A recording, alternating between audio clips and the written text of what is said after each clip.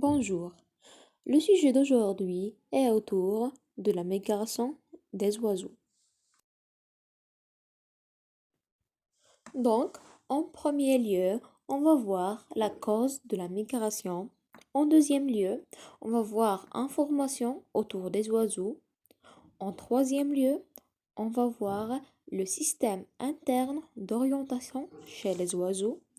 Et en dernier lieu, on va voir comment ils prennent leurs besoins. 50% des oiseaux sont migrateurs. La bernache du Canada vole très vite. Elle peut atteindre les 110 km par heure pendant sa migration du Canada au sud des États-Unis.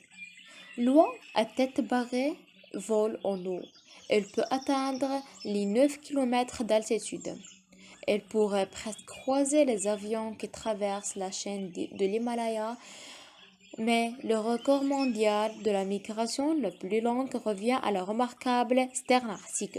On peut dire que la sterne est un oiseau bipolaire parce qu'il fait des allers-retours entre le pôle Nord et le pôle Sud entre chaque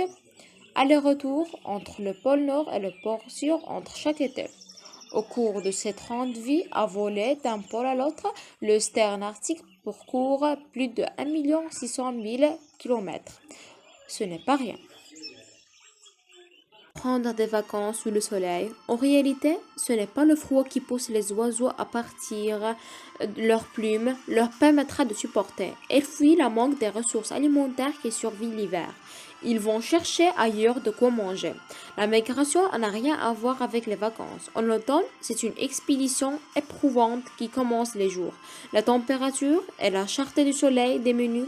Ces trois indices sont le signal de départ.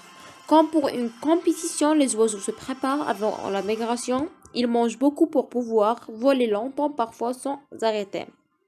À l'arrivée, certains ont tellement maigri. Les chercheurs tiennent à comprendre comment le système interne d'orientation de ces oiseaux fonctionne. D'autres animaux migrateurs, comme les baleines et les tortues, ont des éclats de matière magnétique dans la tête. Ces derniers mesurent le champ magnétique invisible de la Terre, mais des recherches récentes ont révélé l'existence d'émets d'un autre genre d'enfouis dans les yeux de certains oiseaux migrateurs. Cela signifie que les sternes ne se contentent pas de sentir du champ magnétique de la Terre.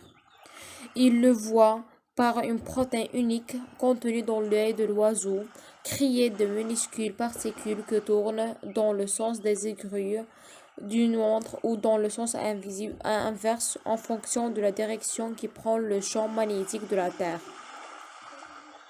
Terre. Tout comme les visibles hectiques utilisés par les pilotes de l'armée du système dont les informations de direction de l'oiseau directement de son champ de vision.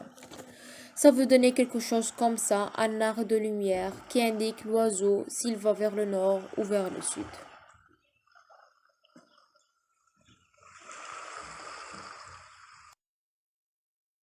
Pour parcourir tous ces kilomètres, la sterne a besoin d'énergie pour attraper des poissons.